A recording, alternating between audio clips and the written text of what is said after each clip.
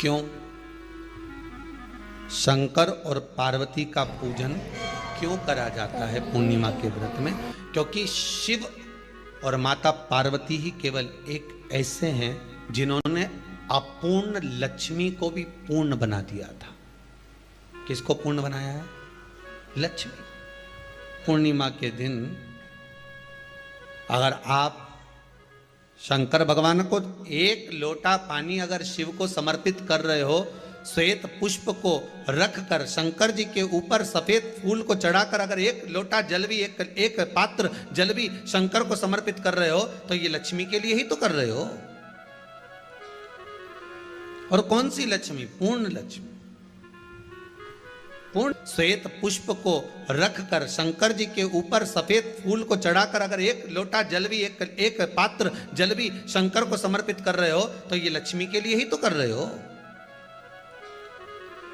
और कौन सी लक्ष्मी? पूर्ण लक्ष्मी। पूर्ण लक्ष्मी। आपको पहले भी कथा में कहा, एक बार भगवान विष्णु के सामने लक्ष्मी मैया ने बहुत तेज स्वर में कह दिया था, नारायण, दुनिया के लोग आपका नाम जपते हैं, दुनिया के लोग नारायण नारायण कहते हैं, दुनिया के लोग आपका भजन करते हैं, पर सत्य मायने में कहूं ना तो मेरे बिना दुनिया के लोगों की नहीं चल सकती। मेरे बिना दुनिया नहीं चल सकती, संसार मेरे बिना नहीं चल सकता। भगवान विष्णु ने कहा, ये तो गलत है लक्ष्मी आपका कहना। एक दिन लक्ष्मी को अहंकार आ गया। अहंकार के संबोधन जब माता लक्ष्मी करने लगी तो भगवान उसी समय पर भगवान विष्णु को क्रोध आ गया और भगवान विष्णु ने कह दिया, लक्ष्मी तू इतनी बड़ी बड़ी बात कहती है कि तेरे बिना नहीं रह सकती संसार।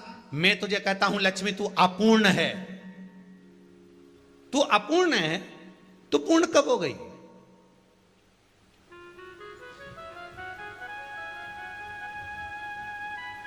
तेरी पूर्णता कहां हो गई? लक्ष्मी की आंख से आंसू बहने लगे। आज आपने मुझे अपूर्ण कहा है। आपको मालूम है आप मुझे अपूर्ण कह रहे हो? आपको यह ज्ञात हो रहा है आप मुझे अपूर्ण कर रहे हो? भगवान कहते हैं, हाँ लक्ष्मी, मैंने तुझे अपूर्ण कहा है। अपूर्णता का मतलब आप जानते हो ना? भगवान कहते हैं, लक्ष्मी मैं सब जानता हूं। लक्ष्मी रोती हुई माता सरस्वती के पास पहुंच गई। सरस्वती ने पूछा, क्या बात है लक्ष्मी, क्यों रो रही हो? लक्ष्मी जी ने कहा, क्या बताऊं सखी, मेरे पति ने आज मुझे अपूर्ण कह दिया है। तो क्यों रो रही है तू? अपूर्ण अगर कह दिया, पति ने ही तो कहा है ना, तो क्यों रोना? चल मेरे साथ में। और सरस्वती मैया माता लक्ष्मी को लेकर सीधे पहुंच गई माता पार्वती के यहां। माता पार्वती के यहां जब पहुंची है, माता पार्वती ने लक्ष्मी जी को देखा और सरस्वती को देखा तो पूछा कि बात क्या है, क्या हो गया ऐसा, क्या हुआ, क्या है ऐसा जो तुम दोनों आज मेरे पास में आई? क्या हुआ? पार्वती जी कुछ बोलती, शिव जी का ध्यान माता सरस्वती की ओर और लक्ष्मी की ओर गया और भगवान शंकर जान गए कि आज भगवान नारायण ने लक्ष्मी जी को अपूर्ण कहा है। अब देखें माता पार्वती क्या कर सकती है। इसको पूर्ण बनाने के लिए करेगी क्या? क्या हुआ? माता सरस्वती जी बोली, लक्ष्मी को अपूर्ण कह दिया। अपूर्ण कह दिया? हाँ, तो क्या सोचना उसके लिए, इसको मैं अभी पूर्ण बना देती हूं। माता जगत जननी पार्वती ने गोदी में विराजमान गणेश जी को उठाया और उठाकर लक्ष्मी जी की गोद में दे दिया। ले लक्ष्मी, आज से तू पूर्ण हो गई। लक्ष्मी, आज से तू पूर्ण है। गोदी में जब तक संतान नहीं है तो नारी को लोग अपूर्ण समझते हैं, पर माता पार्वती जी ने संपूर्ण ब्रह्मांड में एक सिद्धता प्रदान कर दी कि अपने गोदी के लाल को, अपने गोदी के पुत्र को माता ने लक्ष्मी की गोद में देकर लक्ष्मी को पूर्ण बना दिया। वो दिन कौन सा था? पूर्णिमा का दिन था। पूर्णिमा के कितने व्रत होते हैं? बोलते जाओ, जरा जल्दी जल्दी बोलो। पूर्णिमा के नारियों को, स्त्रियों को अखंड सौभाग्य के लिए जो नारी वैधव्य नहीं होना चाहती है उस नारी को पूर्णिमा के कितने व्रत करना चाहिए। जिस नारी के यहाँ संतान नहीं हो, औलाद नहीं हो, उसको पूर्णिमा के कितने व्रत करना चाहिए। जिस नारी का पुत्र पति बहुत बीमारी से ग्रसित हो, लग रहा हो कि ये मेरा बेटा बहुत बड़ी बीमारी में घिरा हुआ है, तो नारी को कितने व्रत करना चाहिए। स्वयं भगवान कृष्ण ने माता यशोदा को द्वापर में भी बताया है कि पूर्णिमा के 32 व्रत होते हैं। कितने व्रत होते हैं? 32।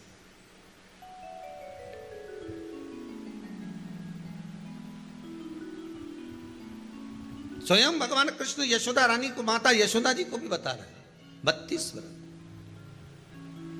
अब आपको किसी ने बता दिया होगा कि 8 कर लो, 7 कर लो, 6 कर लो, 12 कर लो, इसलिए आपने बोला कि 12 कर लीजिए, 32 कर लीजिए। पर यहां तो द्वापर की कथा भी कहती है। यशोदा जी ने एक बार भगवान कृष्ण को रोक कर कह दिया, ए कन्हैया रुको। कन्हैया बोले, बोलो मां क्या बात है।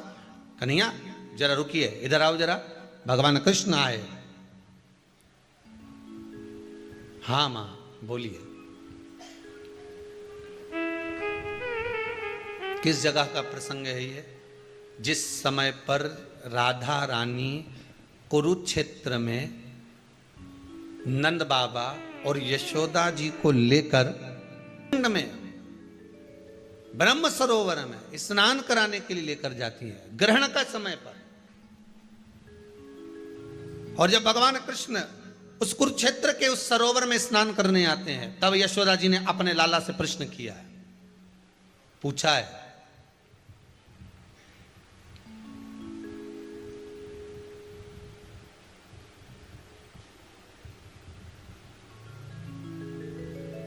कि नारी वैधव्य होकर ना मरे।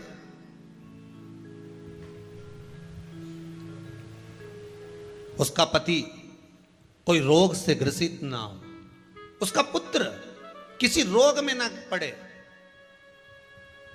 अरे भाई कितना सुंदर संवाद लिखा है। अगर किसी माता का पुत्र मान लो किसी नशे में डूबा हुआ है, कोई नशा कर रहा है और गलत नशा है, आपको लग रहा है कि ये नशे में डूबा हुआ है, आपको लग रहा है कि ये गलत जगह पर डूब गया है, आपको लग रहा है कि मदिरापान में, मांसाहार में या अधिक गांजा आदि का जो भी नशे होते हैं, जितने भी नशे, उसमें डूब चुका है। और माँ उसको समझा रही है, तू नशे में मत डूब, तू इस काम को मत कर, तू ये गलत कर्म मत कर।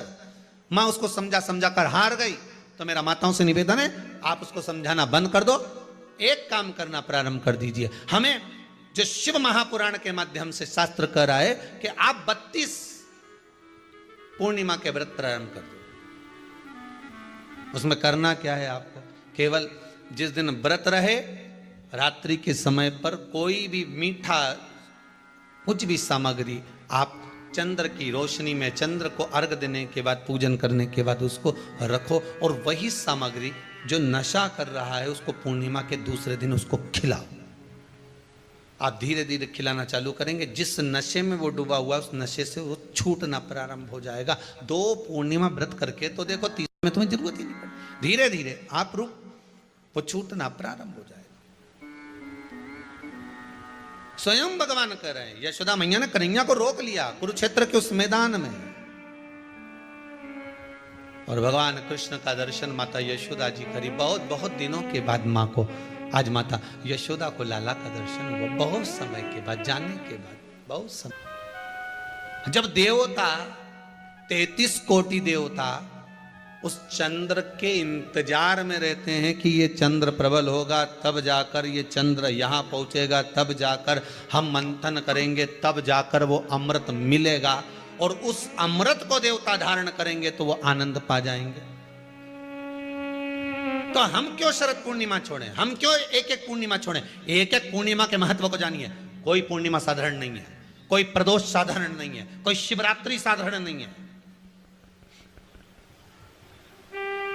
12 महीने शिवरात्रि पड़ती है, 12 महीने में प्रदोष पड़ते हैं, और 12 महीने पड़ते हैं। हम उसका महत्व ही नहीं जान पाते।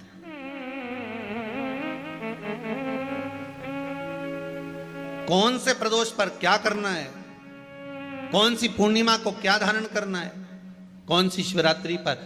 कई लोगों को तो यहां तक नहीं मालूम था कि भाई श्रावण के महीने में भी शिवरात्रि आती है। वो तो बस लोगों के कि शिवरात्रि का पूजन हुआ, तो उसका स्मरण क्यों छोड़े हम।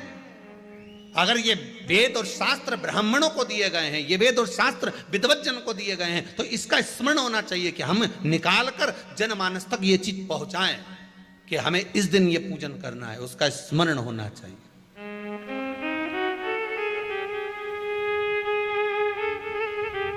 और वो सुख देने वाला।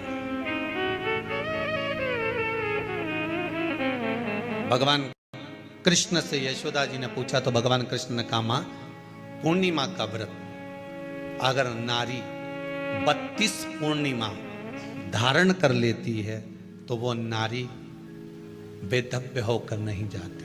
पर आप लोग व्रत जो करते हो ना, जो भी व्रत आप लोग उठाते हो, सोमवार का व्रत जैसे किसी माता जी ने उठा लिया और वो उठाने के बाद, हम तो शादी नहीं हुई थी ना जब भी सोमवार व्रत करते थे, अब शादी हो गई अभी भी हम सोमवार का व्रत कर रहे हैं, करे जा रहे हैं, और उसका कोई उद्यापन नहीं करा, कोई संकल्प नहीं लिया गया कि मैं 5 करूंगी कि 16 करूंगी कि 25 करूंगी कि 31 करूंगी कि 21 करूंगी। इसलिए पूर्णिमा व्रत का विधान में कहा गया कि 32 पूर्णिमा का पहला संकल्प होना चाहिए। उसके बाद आपकी 32 पूरी हो जाए, फिर आप दूसरे और व्रत कर लो, फिर 32 कर लो, फिर 32 कर लो, पर उसमें पूर्णता का भाव। अभी तक किसी के सोमवार और गुरुवार और शुक्रवार के व्रत ही पूर्ण नहीं हुए, अभी तक चल रहा है, अभी तक चल रहे हैं। हम तो सोमवार का व्रत करते हैं, हम तो शनिवार करते हैं, अब शनिवार करते करते 4 साल हो गए, 6 साल हो गए, 5 साल हो गए। भगवान को तो थोड़ा बहुत कुछ खिला पिला के उनको एक बार तो विश्राम दे। ये जितनी पूर्णिमा के व्रत हैं, जितने 12 महीने जो पूर्णिमा पड़ती है, पूनम पड़ती है, ये भले दुनिया के लोग कह दें कि ये भगवान राधा और कृष्ण से संबंध रखते हैं, सीता राम जी से संबंध रखते हैं, राम और कृष्ण से संबंध रखते हैं, पर इनका यदि सही संबंध समझा जाए, इनके सही संबंध का यदि स्मरण करा जाए, इनके सही संबंधों का यदि वर्णन किया जाए, तो शिव और चंद्रमा के जो मिलन का केंद्र बिंदु है वही पूर्णिमा है। केवल एक पूर्णिमा वहीं तक नहीं रही कि भगवान कृष्ण और राधा जी ने रास किया। भगवान कृष्ण और राधा जी रास कर रहे हैं, केवल पूर्णिमा वहीं तक सीमित नहीं रही, केवल वहीं तक उसकी सीमितता नहीं है। एक बात ध्यान रखिएगा, काया का रोग हो गया, मान लो शरीर कहीं से सफेद पड़ रहा है, कहीं से काला पड़ रहा है, शरीर में से खाल की फुकड़ी निकलना प्रारंभ हो गई हो, शरीर में काले काले चट्टे पड़ना चालू हो गए हों, या कोई विशेष रोग हो गया, कोई विशेष शरीर में रोग है, बीमारी है, काया बेकार हो रही है, तो सीधी सीधी बात शिव महापुराण की कथा कहती है, सुंदर आनंद में श्रवण कर कर आप अपने जीवन को, ये पूर्णिमा शिव महापुराण की कथा कर, पूर्णिमा आ रही है, कुछ नहीं करना, पीपल का एक पत्ता, उस पत्ते पर थोड़ा सा चावल, थोड़ा सा चावल, पूर्णिमा की रात्रि को अपने हाथ में लेकर, अपने नयनों से लगाकर, शरीर पर से स्वयं उतार कर उसको दरवाजे के पास रख दीजिए। पूर्णिमा की रात्रि को पूर्ण होने पर उस चावल को दूसरे दिन सूंघ कर बहते हुए पानी में डाल दीजिए। महाराज कितने भी रोग से ग्रसित हो गए, पीपल का एक पत्ता 52,000 ब्राह्मण की साक्षी कराता है। महाराज बहुत ध्यान देना, पीपल के वृक्ष में स्वयं नारायण का, मेरे कृष्ण का वास है। स्वयं भगवान गीता के अंतर्गत कहते हैं कि मैं पीपल का वृक्ष हूं, नारायण उसी में। 52,000 ब्राह्मणों का वासा एक पीपल के पत्ते में होता है। और आपको पहले भी कथा में कहा, गाय, ब्राह्मण, बहन, बेटी, ये सब काल का हरण करने वाले होते, काल को हरने वाले। हो रोग को मिटाई। सब काल का हरण करने वाले, काल को हरने वाले। हो रोग को मिटाई। शिव का स्मरण करो। पूर्णिमा के दिन चावल का एक आखा दाना जानते हो, पूरा, खंडित चावल नहीं। कितना चावल? एक दाना चावल का शंकर भगवान के शिवलिंग पर समर्पित करिए। एक बेलपत्र जिसका डंडी का मुख अपनी ओर हो, जहां से चावल चढ़ाया है, उस चावल के ऊपर अपनी कामना कर कर रख दीजिए और चंद्रमौली भगवान का स्मरण करिए। कौन से भगवान? शंकर भगवान का सर्वश्रेष्ठ सुंदर नाम है चंद्रमौली। चंद्रमौली भगवान का स्मरण करिए। अपनी कामना कर कर बेलपत्र समर्पित कर कर शिव जी पर एक लोटा पानी, एक जल पात्र समर्पित करो। कलश से जल चढ़ा दीजिए। नैनों में वो जल लगाकर अपनी कामना कर कर वापिस घर को आइए। अगली पूर्णिमा आएगी, जो कामना करी है मेरा चंद्रमौली भोलेनाथ उसे पूर्ण कर ही देगा। शिव उपासना के लिए जितनी 12 महीने में पूर्णिमा पड़ती है, एक एक पूर्णिमा का व्याख्यान वर्णन करेंगे। आज तो कथा का महत्तम दिवस है, पहला दिवस है, तो हम उसको महत्व समझें कि पूर्णिमा का महत्व क्या है। हम उसका महत्व समझें कि शंकर और चंद्र का रिश्ता क्या है, संबंध क्या है।